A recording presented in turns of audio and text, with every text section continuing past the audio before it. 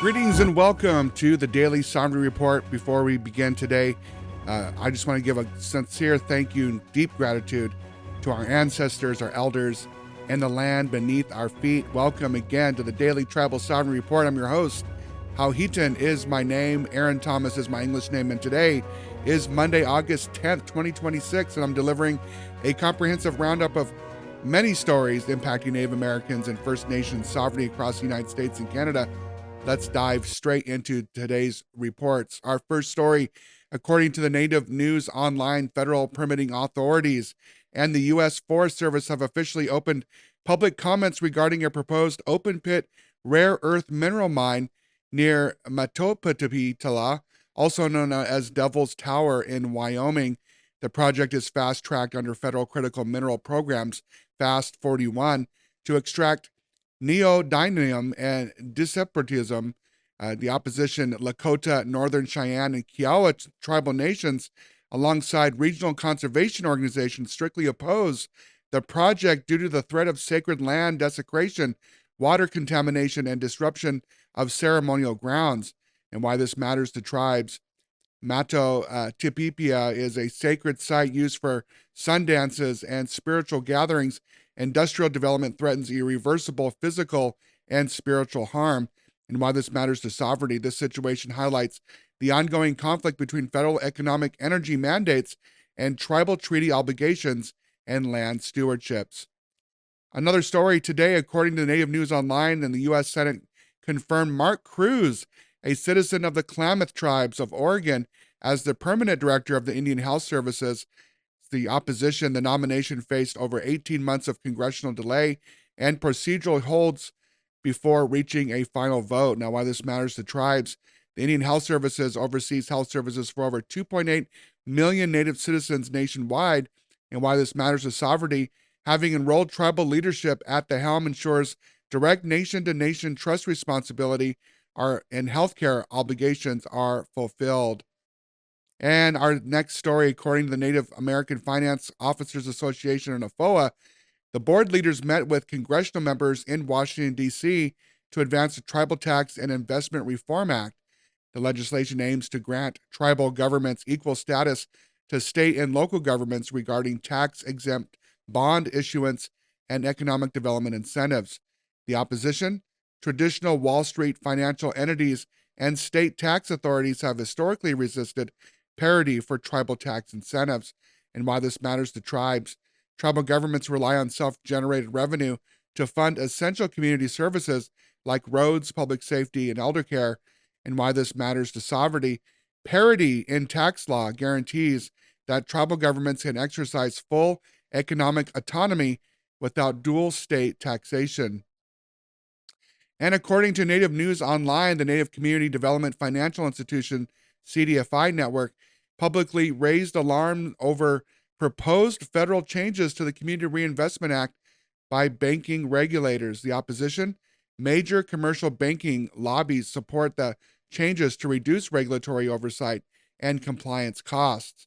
Why this matters to tribes, raising bank compliance thresholds dramatically reduces capital investment and loan availability for small businesses on reservations. And why this matters to sovereignty, access to financial capital allows tribes and Native entrepreneurs to build independent economies.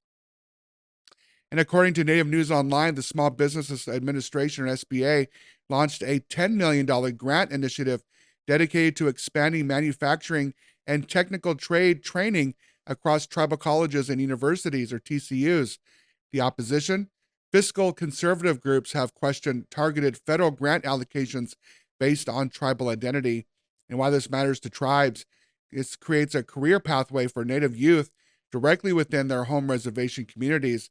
And why it matters to sovereignty, building a skilled local workforce reduces dependence on external contractors for critical infrastructure projects.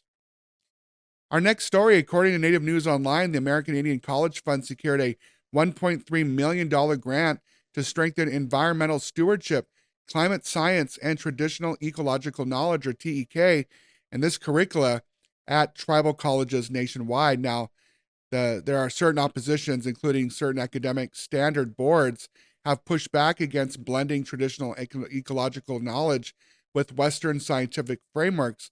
But why this matters to tribes, it teaches students how to blend modern science with indigenous ecological wisdom. And why this matters to sovereignty, educational self determination ensures Native communities control the narrative and stewardship of their native ecosystems. And according to the Navajo Times and Native News Online, the Navajo Nation Council advanced a $34 million emergency drought relief package aimed at protecting agricultural stock, expanding community water hauling stations, and securing rural livestock. Now, the opposition, there's been delays in federal water infrastructure grant distributions, which continue to slow down long term pipeline projects across Arizona and New Mexico. And why it matters to tribes, direct relief protects traditional ranchers, dryland farmers, and rural households during extreme heat waves. And why this matters to sovereignty, allocating tribal treasury funds to manage natural disasters exercises direct authority over local emergency management. And according to KFF Health News and ICT, the newly recognized federal tribes are facing severe structural obstacles when attempting to access baseline healthcare appropriations and infrastructure funding through the Bureau of Indian Affairs and the Indian Health Services. While legal recognition formally establishes a government to government relationship, the federal budget pipeline fails to automatically expand baseline appropriations, creating multi year delays before critical facilities are built. And what are some of the tribes that are actively caught in this pipeline? Well, first, the 6 Virginia tribes, including the Monacan Indian Nation, the Chickahominy, Nahazamand, Rahapanak, Upper Matompani, and the Penomini Indian tribes, following federal statutory regulation. These nations were legally eligible for IHS care, but were initially shut out of specialized grant pools like the Special Diabetes Program for Indians because programs required pre-existing infrastructure or earmarked appropriations. And another news in this space, the Little Shell Tribe of Chippewa Indians of Montana. Now, they were recognized in 2019, and the tribe went over a year without dedicated IHS clinic, forcing citizens to seek distant care until emergency pandemic funds allowed them to purchase a former animal hospital to convert into their first health facility.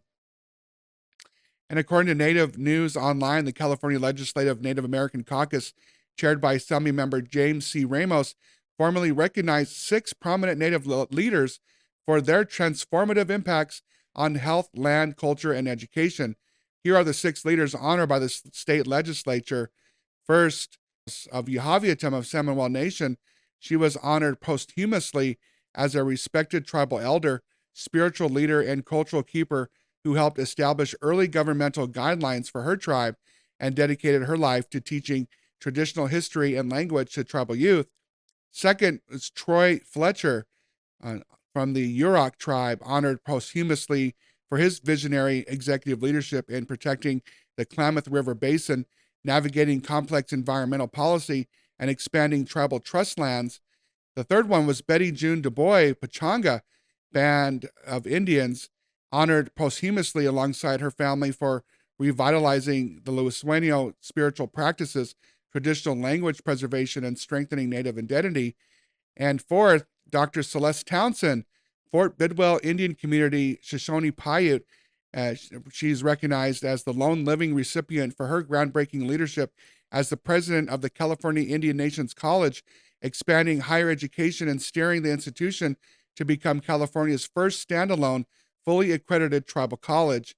And fifth, Dennis McGee, she is from Paula Band of Mission Indians, honored posthumously for his pioneering healthcare advocacy, most notably his landmark role in Rincon versus Califano, which fundamentally restructured federal healthcare funding parity for Native people throughout California. These were all ones that the Legislative Native American Caucus extended formal joint legislative resolutions and recognized these collective achievements across both Assembly and Senate chambers. Congratulations to all the families, the friends, those that they stood on the shoulders of to make sure that their work got recognized. So congratulations. And according to Chickasaw Nation, now this is going to be for our tribal Hollywood and arts. According to Chickasaw Nation Media, first American artists and filmmakers convene at the Artisan Gallery and Studios to showcase new media and screenwriting projects. And so this is good for tribes because it allows the native storytellers to control their own representations in film and media. And it matters to sovereignty because it reclaims narrative sovereignty away from any kind of harmful Hollywood stereotypes. And in other news today, in tribal sports, according to regional sports reports from ICT, the Native Nations 14 and under All-Star softball team captured the Babe Ruth World Series championship title, while the 104th Gallup Intertribal Ceremonial Rodeo concluded its competition week. All right, our next story is according to Canadian Indigenous media outlets, tributes were held honoring the late advocate Alea McIver of Sandy Bay, Ojibwe First Nations for her work building grassroots databases for missing and murdered Indigenous women, girls, and Two-Spirit individuals. And this matters to tribes because it honors grassroots efforts to track and solve cases of missing community members. Congratulations. And according to the NAFOA folks, the Native American Finance Officers Association, registration is officially open for the 2026 Fall Finance and Tribal Economies Conference happening September 21st and 22nd in Santa Fe, New Mexico. And why leaders should attend, tribal leaders, financial officers, and policy experts will collaborate on the economic diversification, asset management, energy management, and federal grant navigation. Now, why this matters to sovereignty, strong financial governance builds lasting economic independence for future generations. And according to the National Indian Health Board, the 2026 National Tribal Health Conference takes place August 16th through the 21st, bringing together tribal leaders and health administrators. This should be focused on people wanting to go should be going to focus on health policy advocacy, Indian Health Services budget reform, and behavioral health initiatives.